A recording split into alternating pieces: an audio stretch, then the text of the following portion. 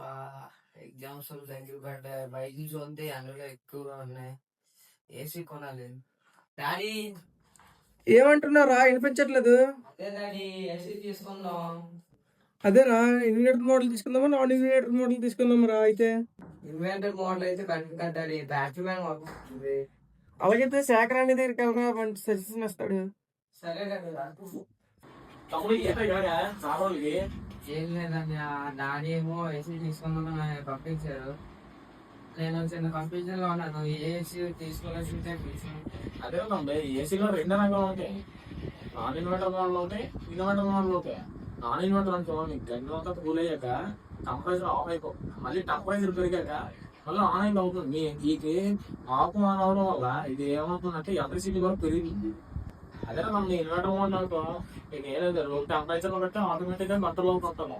దీనివల్ల ఎలక్ట్రిసిటీ కూడా తగ్గుతుంది. ఆ సజెషన్ అయితే ఇన్వర్టర్ మోడల్ పెట్టాలి.